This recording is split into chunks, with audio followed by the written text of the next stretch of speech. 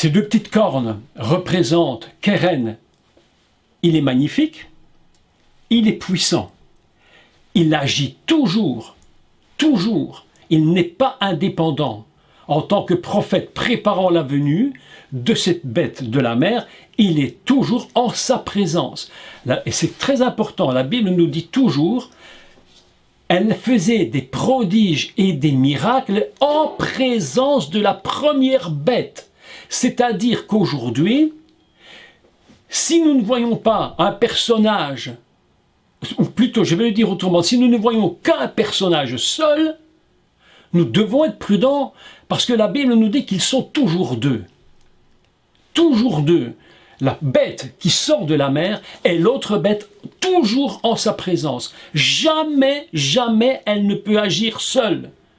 Elle est complètement, je dirais, soumise à la première bête. Elle est en quelque sorte, l'expression est peut-être très vilaine, mais elle est son premier ministre. Et c'est elle qui gère tout le système de la terre. Et donc on continue ceci. Elle parle, son travail. Quel est le travail de la seconde bête? Le travail de la seconde bête ne sert qu'à une chose, c'est à glorifier et à élever le nom de la première. Il est venu sur terre pour élever le nom de la première. Parce qu'il faut quand même que vous sachiez une chose, malgré tout, Satan ne donne sa place à personne. Il ne donne sa place à personne. Vous savez, aujourd'hui, on a des premiers ministres qui voudraient bien prendre la place d'un président ou des choses pareilles, mais parfois ça arrive, parfois ça arrive. Mais ici, c'est absolument pas du tout ça. Elle est uniquement, son travail sert uniquement à élever, à glorifier la bête, afin que l'humanité puisse être subjuguée par elle et rentrer dans l'adoration. Vous imaginez comment la puissance qu'elle possède. Vous imaginez une telle force en elle pour amener plus ou moins 7 milliards d'êtres humains quasiment, moins ceux qui croient ou qui ont compris qui elle était, mais tout le reste, c'est quasiment 7 milliards d'êtres humains capables d'adorer Lucifer. Elle a une puissance, cette seconde bête, elle est, quand on la lit, plus puissante, entre guillemets, plus de capacité de contrôler l'esprit de l'humanité entière. Quasiment 7 à 8 milliards d'êtres humains seront capables de se prosterner devant elle. Mes amis, est-ce que vous imaginez ça? Donc il est quoi? Il est le faux prophète, celui qui amène, qui va amener évidemment à adorer la première bête. Et pour ce faire, il a une technique. Pour ce faire, il a une technique. Et sa technique, elle est très simple. Qu'est-ce qu'il va faire? Il va rappeler à l'humanité. Écoutez ce que dit le texte. Écoutez le texte. Il va donc obliger les habitants de la terre à adorer la première bête dont la blessure mortelle avait été guérie. C'est-à-dire qu'il va remettre sur le tapis, regardez le miracle. Regardez le miracle. Elle mérite d'être adorée. Elle était morte, elle est ressuscitée. Et l'humanité entière va être prise dans un piège incroyable. Elle va utiliser la pseudo-résurrection de cette bête pour que l'humanité entière soit complètement aveuglée. Complètement aveuglée. C'est pourquoi je dis qu'à ce jour auquel nous parlons aujourd'hui, à l'heure où nous sommes le 31 octobre à 10h35, nous n'avons pas encore vu une telle chose. Nous sommes dans la préparation. Aujourd'hui, je suis convaincu que nous sommes en pleine préparation. Vous savez, les temps sont très loin. Je recevais de la part de Pascal un email que je ne vais pas lire maintenant, enfin un texte qu'il m'a envoyé très intéressant sur la venue du Messie en Israël. Vous imaginez que actuellement 3 grands rabbins très connus disent que le Messie est en Israël. Ils disent qu'ils lui ont parlé. Absolument inimaginable. Aveuglement total. Aveuglement total. Donc, il y a quelque chose de très intéressant qui se pose maintenant comme question. Je vais faire une parenthèse tout de suite là-dessus parce que je vais essayer d'expliquer qu'est-ce que c'est que ces 3 années et demie. Pourquoi la bête qui sort de la mer n'aura pas plus que 3 ans et demi. Bon, vous me direz, 3 ans et demi, c'est pas beaucoup. Néanmoins, sur 3 ans et demi, on a vu la guerre de 14, on a vu la guerre de 40, 45, 4-5 années, les ravages que ça peut faire. Vous vous rendez compte que la Première Guerre mondiale a fait plus ou moins entre 9 et 10 millions de morts. Vous imaginez? La Deuxième Guerre mondiale a fait à elle seule entre 50 millions et 70 millions de morts. Mais mes amis, vous imaginez ce que ça représente. Et c'était 4 années, un peu plus. Ici, sur 3 ans et demi, ça ne paraît pas énorme, mais une capacité de détruire l'humanité complètement. Mais 3 ans et demi, c'est étrange. Je me suis dit, mais pourquoi 3 ans et demi? Mais qu'est-ce que ces 42 mois peuvent bien venir faire là? Pourquoi elle n'a pas essayé plus longtemps? Ou je ne sais pas. Pourquoi Dieu ne l'a pas supprimé avant? Je ne sais pas. J'ai réfléchi, je me suis dit, mais si on part d'un code, et vous connaissez maintenant le principe des codes de la Torah, tous vous les connaissez. On les a dit tellement que ça ne sert plus à rien de les répéter. 7 est un code, la moitié de 7, 3,5. On est donc dans la moitié d'un code. Mais comment le premier code s'est-il arrêté? Puisque l'autre première moitié, qui a eu l'autre première moitié? Qui a fait cette autre première moitié? Le Mashiach, Yeshua, son ministère était de 3 ans et demi. Alors, comment peut-on comprendre ce texte-là? C'est, encore une fois, c'est une explication. Je ne dis pas que c'est la seule explication. Peut-être que d'autres en ont d'autres, mais moi je la comprends comme cela. 3 ans et demi, le Mashiach va revenir, il va clôturer la totalité de son ministère. Le ministère de Yeshua a été sur terre, une partie, 3 ans et demi, il remonte, il revient, il clôture son ministère dans l'unité totale. Et il rebâtit la totalité à partir de son ministère, puisque c'est un code 7, un code de commencement de création. Mais voilà qu'il n'y a que 3 ans et demi. Satan, Lucifer n'est pas du tout ignorant de tout ça.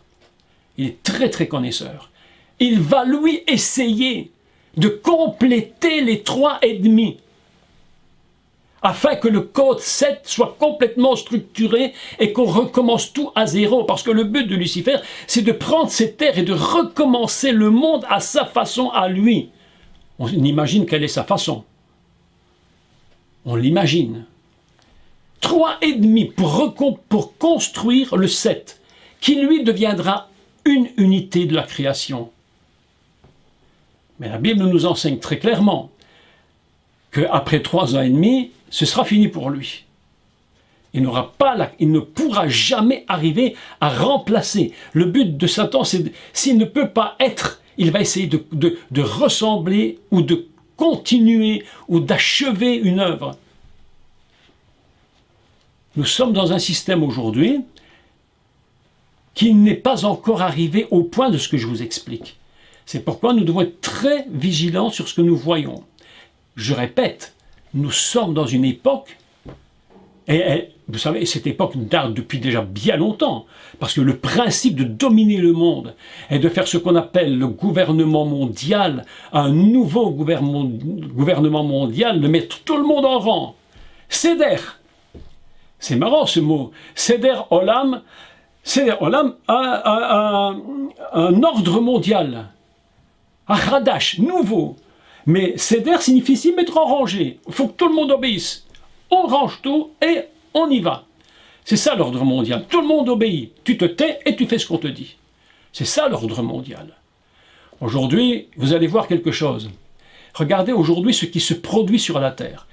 Vous ouvrez les informations, vous regardez TF1, manifestations partout, tout le monde est confiné mais les gens sortent malgré tout, ils n'en ont plus rien à faire de rien, c'est des manifestations dans Paris, c'est le feu ici, en Pologne c'est la catastrophe, les gens sortent dans les rues malgré le confinement, tout le monde sort, c'est la guerre partout, c'est la guerre partout, il n'y a plus aucun ordre, mais il est impossible de faire une dictature mondiale s'il n'y a pas d'ordre. C'est pourquoi ça s'appelle le nouvel ordre mondial. Seder HaOlam HaChadash, l'ordre mondial qui va être mis en rangée. Tout le monde devra obéir. Tout le monde. Pendant les 3 ans et demi, mes amis, je ne crois pas.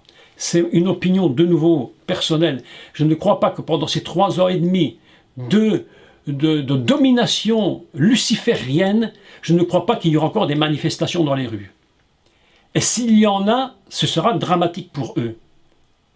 Donc, nous nous trouvons dans un système où Lucifer va de nouveau essayer de compenser ce qui n'avait pas été entre guillemets terminé, et que le Messie va achever en revenant, parce que le Meshiach a 2 niveaux de fonction messianique. Et c'est là qu'il y a un problème chez le peuple d'Israël. Enfin, pas tous, évidemment, il y en a qui croient que Yeshua est le Messie. C'est que il y a une fonction qui sera une fonction de salut de l'humanité et le pardon des péchés pour l'humanité en mourant sur la croix, et puis il va revenir pour reprendre et diriger politiquement ce pays. C'est le Messie qui revient en tant que roi sur terre. 2 fonctions. Et l'Antichrist, la bête qui monte de la terre, son but à elle, c'est de faire ses 3 ans et demi et de dire c'est moi qui vais les accomplir. On continue. Le monde qui était un monde avec des 100, je ne sais plus combien il y a de nations sur Terre, enfin qu'importe, plus de 150 peut-être davantage, je ne sais plus, ne sera plus géré de la façon dont il est aujourd'hui. Ça va être complètement différent. Vous allez voir la différence. Il y aura un gouvernement. Aujourd'hui, nous avons un gouvernement européen qui déjà en lui-même est une catastrophe. L'Europe est une véritable catastrophe pour toutes les nations parce que on veut essayer d'unir tout le monde ensemble. Mais comment voulez-vous unir un Turc avec dans la même culture qu'un Européen, qu'un Belge, qu'un Français, qu'un Suisse? Déjà, vous prenez un Suisse et un Français, c'est déjà des façons d'être différentes. On a tous 2 yeux, 2 oreilles, un nez, une bouche, et pourtant dans la tête, on est différent. On ne sait pas faire d'un Belge un Français, d'un Français un Belge, ça ne fonctionne pas. Mais les nations sont différentes. Mais ce qui va se produire, c'est que les nations, le système mondial va forcer l'humanité à n'être qu'une seule et un même peuple, unis, et tous les chefs d'État des pays seront obligés de se soumettre à la législation du gouvernement mondial. Ils n'auront plus aucun choix. Celui qui ne voudra pas sera littéralement jeté dehors, et même pire. Donc, voilà que ce qui va se produire maintenant, je vais vous expliquer quelque chose de terrible, terrible, terrible. Vous allez voir comment je conçois le système de ce qui va se produire. Nous revenons donc au principe. La bête qui monte de la mer a pour but de glorifier la bête qui monte de la terre a pour but de glorifier et amener l'humanité à l'adoration de la bête qui monte de la mer. Donc, on ne peut pas adorer. Vous avez remarqué que c'est véritablement une religion luciférienne. Pourquoi je dis une religion? Parce que si vous regardez toute religion, les gens adorent des images. C'est très très très très dangereux. C'est pourquoi nous n'adorons aucune image. Le Dieu que nous adorons est un Dieu qui nous ne voyons pas. Nous le savons, nous ne le voyons pas. Mais vous allez dans l'église catholique, ils adorent des idoles. Vous allez en Inde, vous allez partout, on adore des dieux, on adore des idoles. Et il faudra bien que l'humanité puisse adorer quelque chose. Donc, la bête qui monte de la terre va obliger toute l'humanité entière à faire une image de cette bête qui sort de la mer. Et que le texte dit ceci. Le texte est absolument incroyable, et vous allez voir comment il s'y prend. Vous allez voir qu'il va encore faire un copier-coller. Ce que le diable est en train de faire, c'est de recommencer tout à zéro, comme si c'était lui le créateur fondamental. Il veut montrer au monde, le créateur, c'est moi. Ce Dieu-là, non, c'est moi. Écoutez, donc il dit ceci.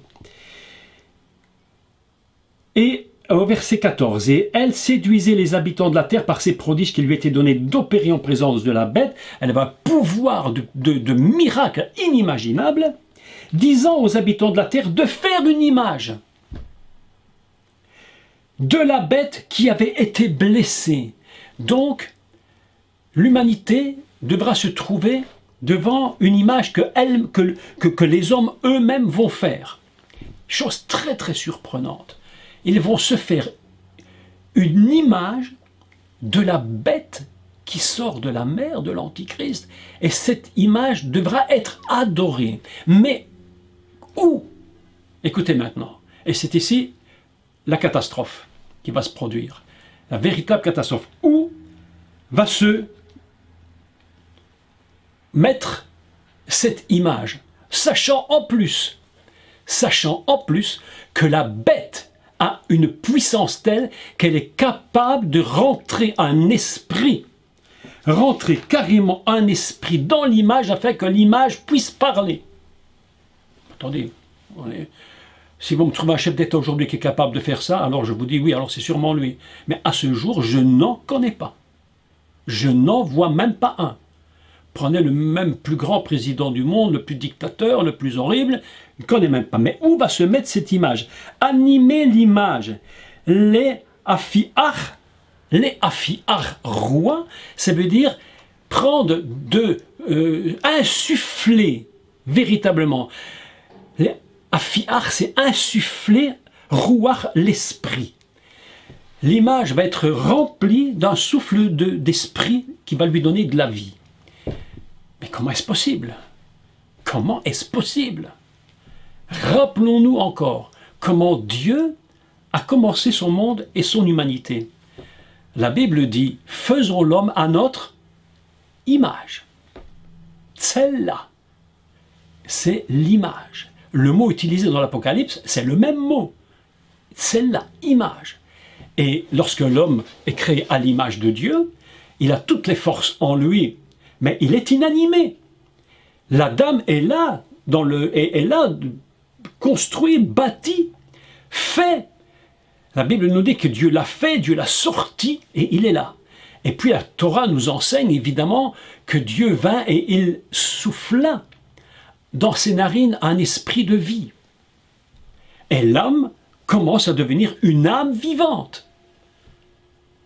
Que veut faire la bête qui sort de la terre? La même chose. Elle veut à tout prix recommencer l'histoire du monde.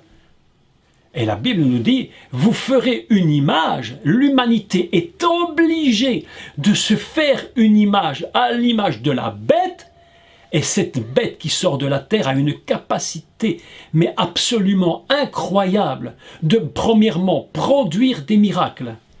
Je me dis, mais pourquoi produire des miracles? Mais qu'est-ce qu'elle pouvait faire comme miracle? Et juste le texte continue en nous disant, mais elle faisait des miracles dans le but que les habitants fassent une image. Je me dis, mais c'est quoi ça? Ça veut dire que le système qui est mis en place, c'est qu'en faisant des miracles, elle va prouver par là qu'elle a une puissance au monde et qu'ils ne doivent pas être surpris lorsqu'elle va insuffler de la vie dans l'image. Et tout le monde va l'accepter. Mais oui, c'est normal. Elle est capable de faire de grands prodiges. Elle fait même tomber le feu du ciel. Mes amis, écoutez, parlons, juste une parenthèse que je reprends plus tard si j'ai du temps. Les deux témoins, qu'est-ce qu'ils font? Ils font tomber le feu du ciel. Combien de temps travaillent-ils? 3 ans et demi. Les témoins et le 3 ans et demi du gouvernement mondial de la bête se collent l'un avec l'autre.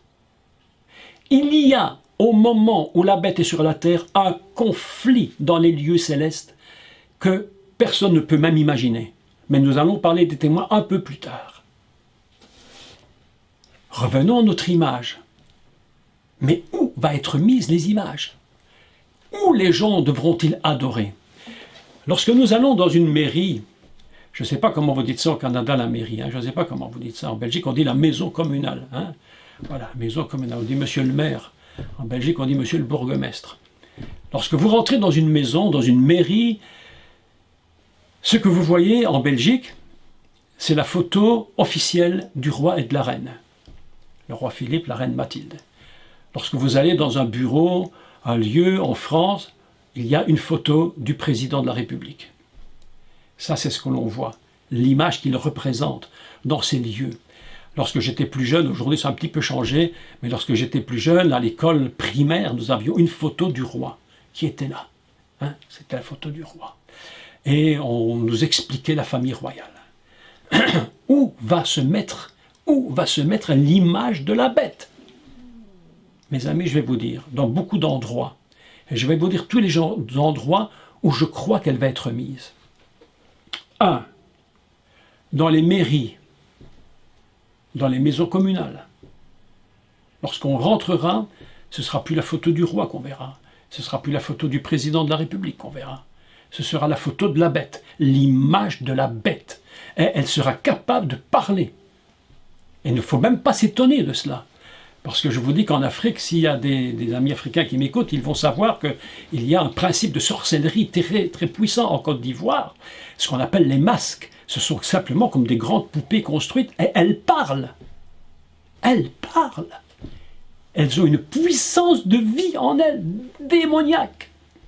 Et cette image sera mise dans toutes les mairies. Je vous le dis, et là, je le dis franchement, je l'affirme. L'image de la bête sera dans toutes les mairies. Elle se retrouvera où encore? Dans les écoles. Même dans les écoles maternelles. Dans les écoles secondaires. Dans les universités. Et tout le monde devra apprendre à adorer la bête. Et nos enfants, nos petits-enfants dans les écoles maternelles, je suis convaincu qu'on va leur apprendre ce que c'est que cette bête. Pris totalement au piège. Et les enfants dont les parents seront des chrétiens et qui ne voudront pas adorer et qui ne pas le faire, mes amis, ce sera un drame. Nos enfants vont être pris au piège. Je suis convaincu que dans les mairies, les écoles maternelles, les écoles primaires, les secondaires, les universités, l'image de la bête sera dans le monde entier, partout, avec obligation de l'adorer. Je crois même, vous savez, il y a des écoles où, je ne sais pas aujourd'hui si ça se fait encore, mais autrefois qu'on est un peu plus patriotique. Aujourd'hui, on n'est plus tellement, mais les élèves étaient en rang dans la cour d'école et puis on montait le drapeau et tout le monde devait saluer le drapeau. C'était comme ça avant. Mais aujourd'hui, ils ont chanté même l'hymne national. On nous apprenait à l'école de chanter l'hymne national. Aujourd'hui, tout ça, c'est fini. Mais que lorsque la bête va revenir, ça va recommencer. Mais d'une façon absolument exponentielle. Nos enfants, nos petits-enfants, on va leur apprendre. Je vais même jusqu'à croire. Je ne sais pas si vous pouvez l'imaginer. Je vais même jusqu'à croire que l'on fera comme certains dictateurs aujourd'hui, apprendre à ses enfants des chansons à la gloire de la bête. Je suis convaincu de ce que je dis. Où l'image de la bête sera-t-elle encore mise? Mes amis, dans les théâtres, on fera des spectacles à la gloire de la bête. On fera des pièces de théâtre à la gloire de la bête. Il faudra que tous les théâtres soient soumis. Ou encore l'image de la bête? Dans tout ce qui sera militaire, l'armée, tout ce qui sera militaire devra adorer la bête. Tous les commissariats de police, tout ce qui est de l'ordre et de l'État, tout le monde aura l'image et ils devront adorer l'image. Et alors, ce que je crois le plus terrible, c'est qu'il y aura mis en place un culte complètement luciférien. Pourquoi un culte? Et qu'est-ce que c'est qu'un culte luciférien? Qu'est-ce que c'est un culte luciférien? Qu'est-ce que c'est un culte tout court dans une église? Un culte, c'est quoi? C'est des rites, c'est des cantiques, c'est toutes sortes de choses que l'on fait pendant le culte. Vous voyez une église catholique, vous voyez la messe, et il y a le prêtre qui fait tous ses rites, et puis chez les protestants, c'est autre chose, etc. Un culte nécessite des lieux de culte avec des rites. Je crois absolument que puisqu'il sera adoré et qu'on va adorer la bête, il y aura des lieux, et déjà aujourd'hui on voit qu'il y a des cultes sataniques sur la terre. On a vu qu'en France, il y a une église satanique qui était mise à Paris, et on ne l'empêche pas. Ce n'est plus la chasse aux sorcières, c'est fini tout ça. On n'empêche pas. Vous allez aux États-Unis, il y a quelques années j'étais aux États-Unis, et dans un ministère. Et en allant dans ce ministère visiter, juste à côté, il y avait un bâtiment. Sur ce bâtiment, il y était carrément écrit « culte luciférien ». On ne l'empêche pas. Je suis persuadé que nous allons bientôt avoir affaire à ce genre de choses, où les cultes avec des rites sataniques seront imposés à l'humanité. Mais écoutez ceci maintenant, parce qu'il faut lire la fin du texte. La fin du texte, elle est absolument terrible. Où que vous alliez, l'image de la bête sera là. Vous irez dans les hôpitaux, vous faire soigner, si vous avez la marque dont nous allons parler, et quand vous rentrerez dans les hôpitaux, vous verrez l'image de la bête. Vous la verrez. Elle sera là. Écoutez la suite.